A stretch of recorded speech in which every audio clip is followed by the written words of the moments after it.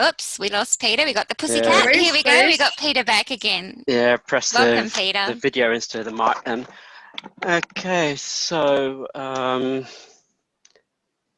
sort of starting off, my story will be quite different from Emily's, mainly because of my circumstances, but no, that's the case for everyone, and that's part of the purpose of this video tonight, is to bring out our individual stories and experiences on this.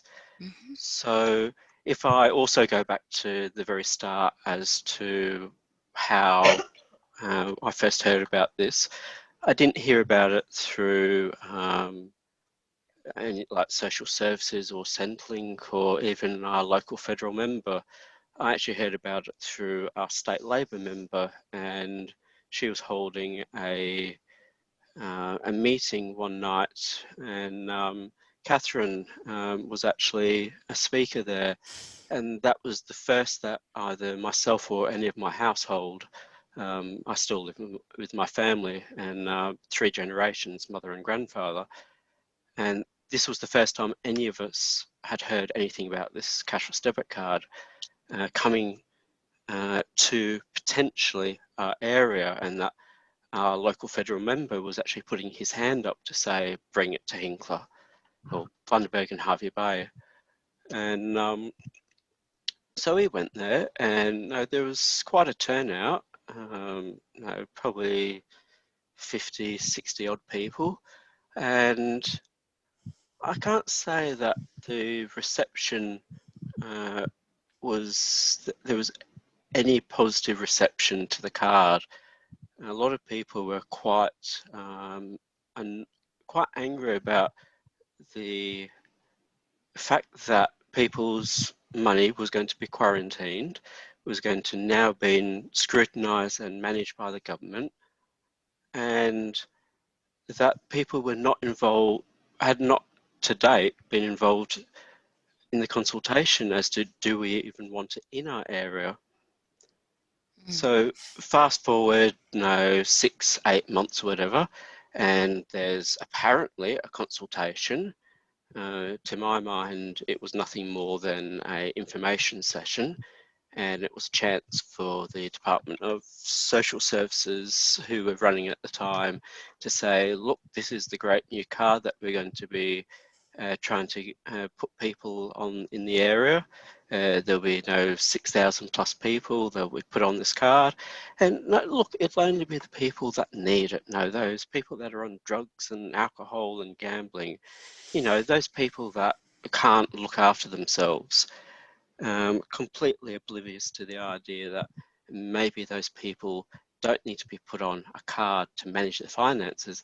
They need to be provided individual tailored services and support given to them, because they have a mental issue, they have medical issues. Quarantining finances is not going to fix that.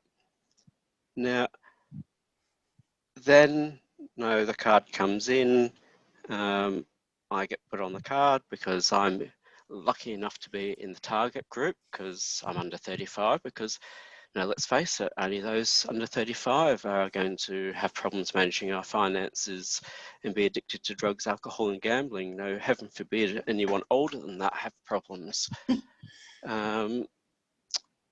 Now, the first instance was of having issues with the card was not having access to cash, because by withdrawing access to cash, it meant that like if I saw cheap furniture, cheap goods on, say, Facebook, on the swap groups and the Facebook marketplace, I couldn't buy it because I didn't have the cash to be able to do it.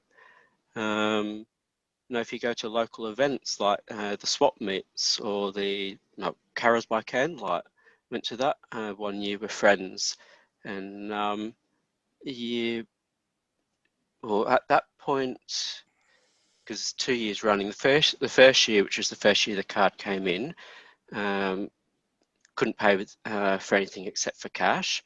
And the following year, they actually had these little pop-up ATM machines, And of course, that's not going to work either because you can't withdraw cash on the indue card, can you? Another one was Bookfest. Now, I think that was a little bit different because the first year it was cash only. The next year, I think they had Visa, but never used that. Not there anyway. I actually a couple of weeks after I went on the card, I was trying to get some new tyres for Mum's car, and so I rang up local firm Jack's Tyres, and no, it was like second or third week of being on the card, and so I'm just asking them. No, we're looking for some tyres for a vehicle. Do you guys accept the indue card? And he sort of had to scratch his head for a minute and say, oh, what's that? And said, oh, it's this card from the federal government. And he just said, just hang on a minute, he'll go and ask somebody. And then little does he know that I can still hear him in the background.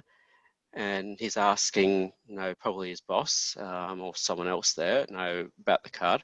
And the chap just goes, oh, what's that? And the answer is, oh, it's that card for those druggies and alcos. Now, the thing is, I don't drink, I don't take drugs, and I do not gamble. So I resent the implication that just because I'm on the card that I must be in this group. It's just automatic stereotype. Now, the next one was, I think it was about 6 months later. We were in Woolworths one morning doing shopping, and the ATMs went down, and not the ATMs, all the EFTPOS systems went down, and so it was like, okay, no, everyone's using cash, or there's a thing with the Visa cards where they can allow emergency payments of up to $200 or $400 or whatever, and so that's happening, and everything's going through slowly. And about 20 minutes later, there's an announcement over the PA, and they just said, if for anyone who is a indue card holder,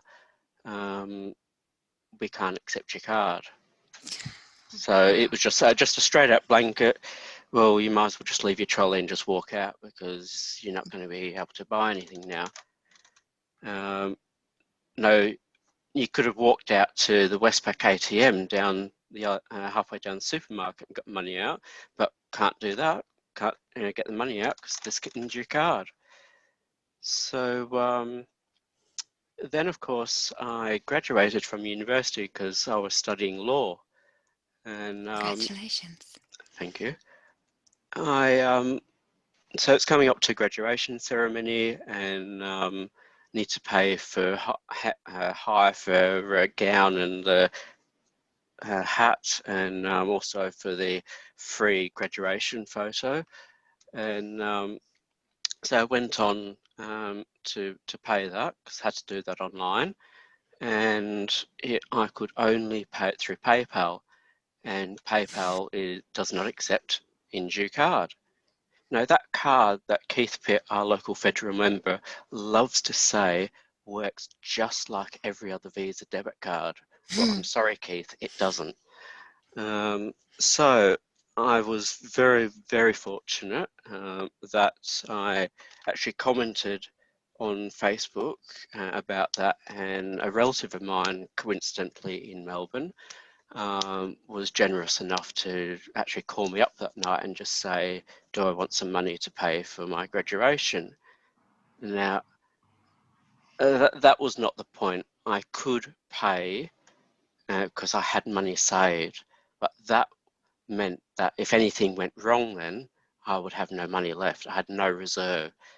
So, and I suppose we're proud, aren't we? We do not like to have to ask our family to say, hey, I'm on this stupid card. Can you pay for this for me?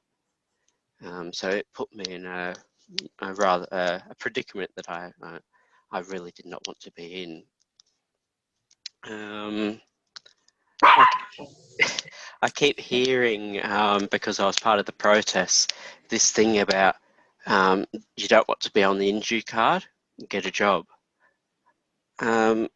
You'll know part of my background with being involved in the cashless debit card process was following the statistics. Yep, I'll stop in a moment. I follow statistics, and I used to look at the statistic of, I'm not sure what the numbers are now, I'm going back 6 months or so, and it was 220,000 jobs advertised nationwide. 6.5, I think, no, it might have been higher, might have been, yeah, 6 million unemployed. So, Underemployed, yeah. yeah, or that includes the underemployed and the so-called hidden unemployed due to ABS statistics. So, you sort of just do the maths. That means that even if you fill every job vacancy that exists and say that, okay, there's double that are not reported, then that's still 5 million people that aren't going to get a job. Yeah. So that argument does not hold. Yeah, very few of them do. Yeah. So if my sort of parting words are, this was a program that has cost a massive amount of money to taxpayers. Now, every single Australian, even those of us who are on the indue card, we pay taxes. Now, GST is a tax, fuel excise is a tax. There's rental taxes. There's all different taxes. We all pay tax. Now, as a stakeholder in this, I would have thought that the most important thing was that you have value for money. This is not value for money because it is not helping people, it's punishing people. So really, I think it's the politicians that need to get a job. Yeah. Fantastic. Thank you so much, Peter Ferrick. And congratulations on finally getting off the card.